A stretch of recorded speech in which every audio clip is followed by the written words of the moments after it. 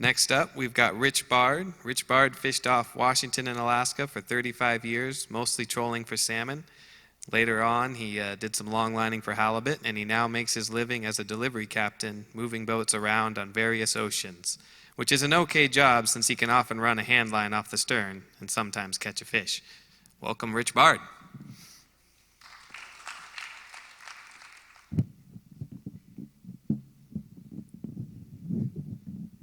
Thank you, Joel, and welcome fans of FisherPoetry, and welcome anyone who might have stumbled in here by accident and is wondering what the heck is going on.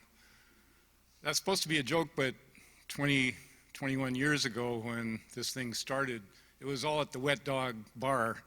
That was the only venue, and nobody had told the regulars who came in there Friday and Saturday nights to drink and get rowdy and play pool that there was going to be any poetry going on. So when we came in, the poetry was going on one end of the bar and the revelry was going on the other. If you stood up to read, it was real noisy. So if you could quiet the room and get people to actually listen, it was a sign you were kicking it. I don't know, everybody here is going to be polite and reserved, and I don't know how you tell if you're any good or not. I've got 3 poems.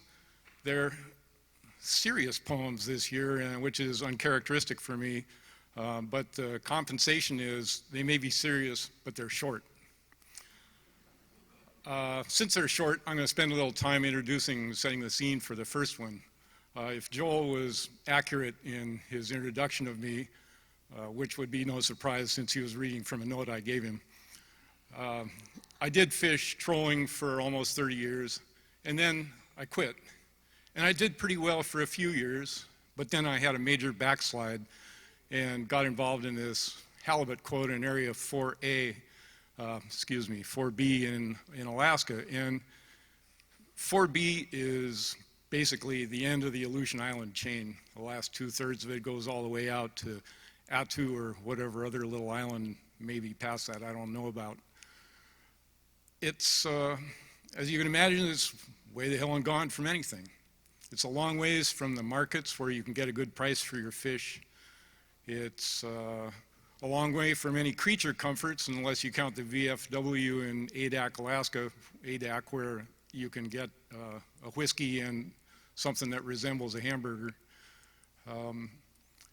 It's a long way in time and it's a long way in fuel. So there's not too many boats that fish out there, and I learned pretty quickly when I was calling around trying to find a boat to put myself and my quota on that there are 2 kinds of boats out there, basically.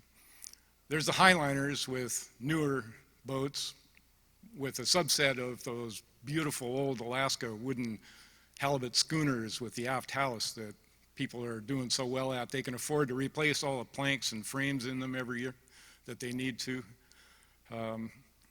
And then the newer boats, and all those guys really know what they're doing.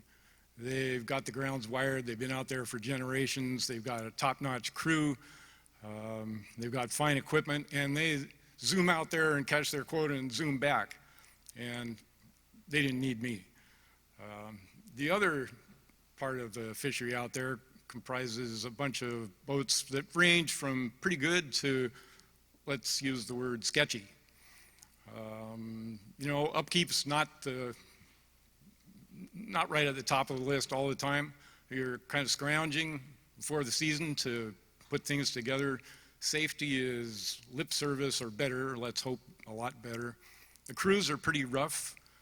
You know, most everybody I met out there was good people while I was there, but if you wanted to learn about what it was like to do hard time in prison or be strung out, you could find that out pretty quick.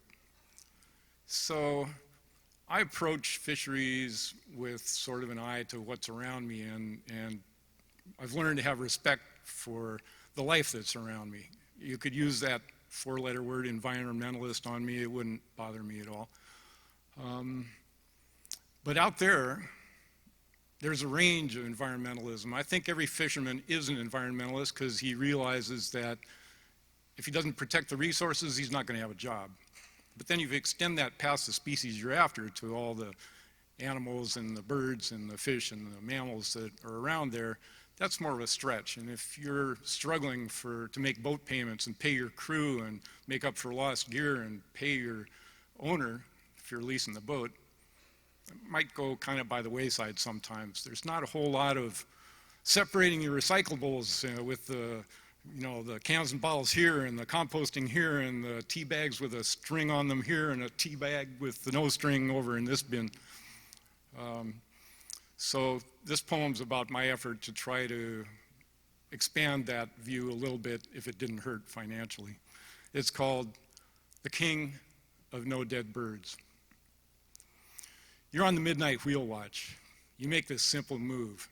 You reach up and pull 2 toggle switches down. Suddenly, the world ahead is plunged into darkness. You glance around behind you, you give a nervous cough, you wonder if the hammer is coming down, because those sodiums are always on when underway at night. Though the genset doesn't need the load and no one's going to drown, it's the radar and the plotter that keep you off the rocks. The lights are there for finding gear, to light the working deck. But that's not happening here. You're heading for the docks in Akutan, a 50-hour run down the chain. You know the route. It's all laid out there on the plotter.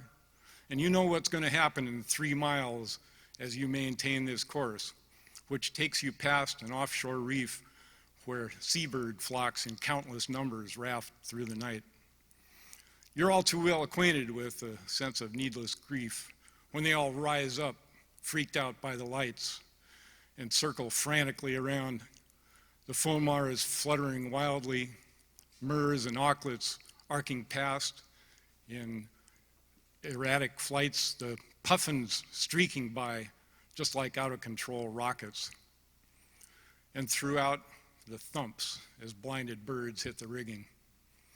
In the morning, they're all over the deck, with wings jammed out of sockets, broken necks, and worse. You'll find the wounded and the dead scattered in the dozens, and you and the rest of the crew will gather them up, and callously, it should be said, you throw them overboard like so much trash.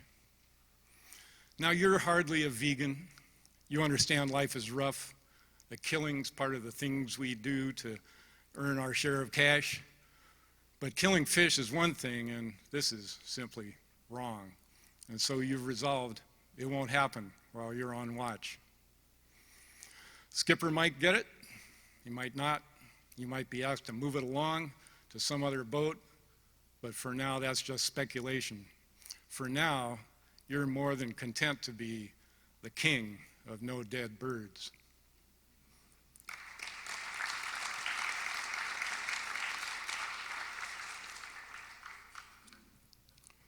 I run this next poem out every few years because I like to think about an old trolling friend of mine, Matt Pollock, who died in a boating accident 20-some years ago, way too soon.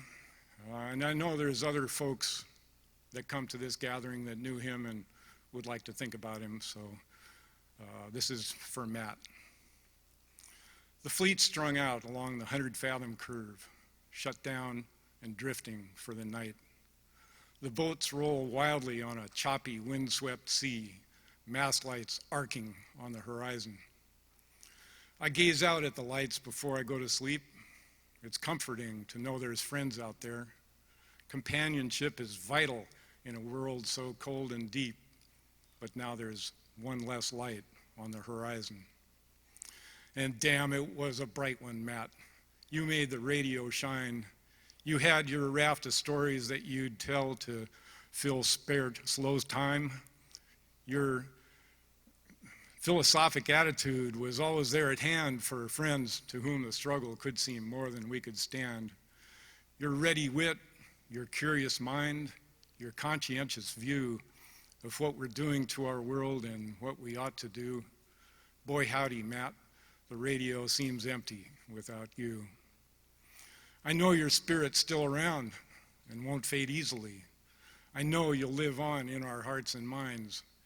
And I hope to God you're sailing on some ocean I can't see, but I still miss your light on the horizon.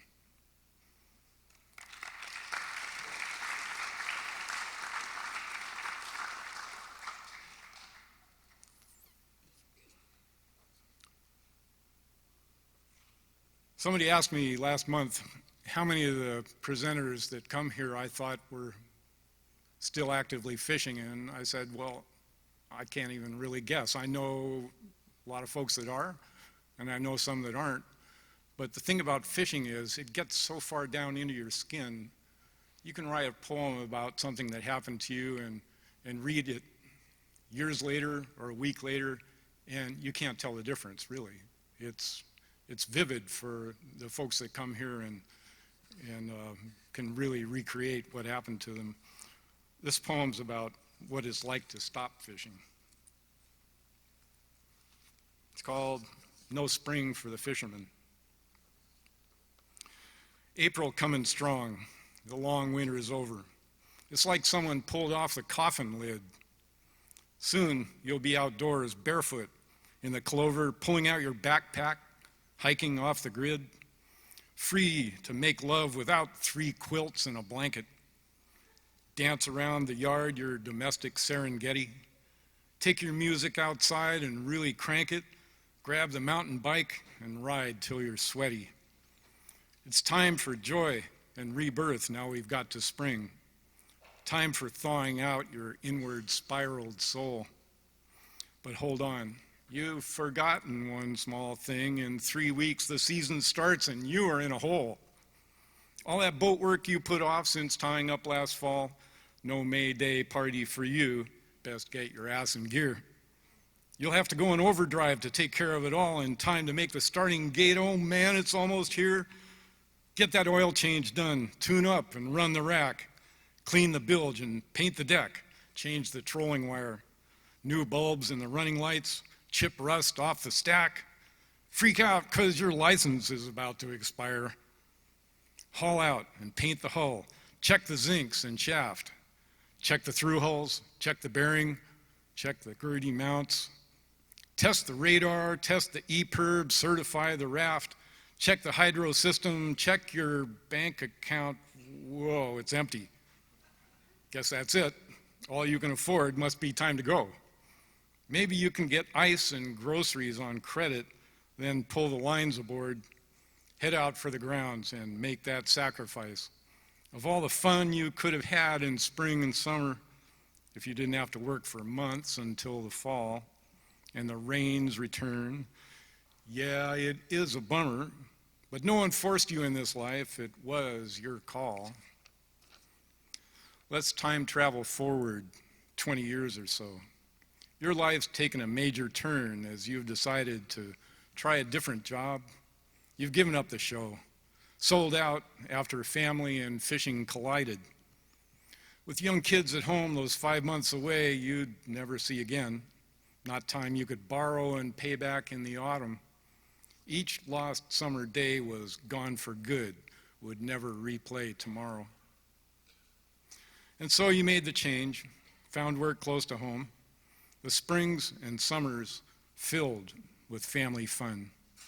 River rafting through the boisterous rapid sparkling foam, endless games of catch, the high school games home run, swimming in the lake and campfires in the night, hoops out in the driveway, pony in the field, all of it adding up to a life that felt just right, became the newer normal as every spring revealed the path you'd taken was clearly the best choice.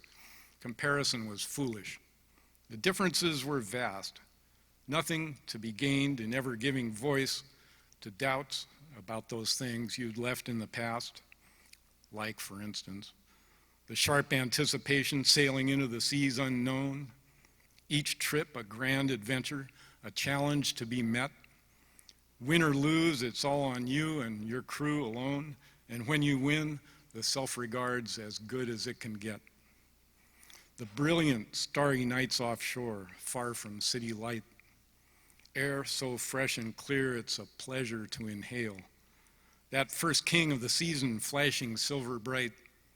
The measure of your skill read out on the way up scale. It was good, but you got to take its loss with grace. Compared to the warmth you get from your family's touch, compared to the springtime sun at home that took its place, it wasn't all that good. You don't miss it. No, not much. Thanks.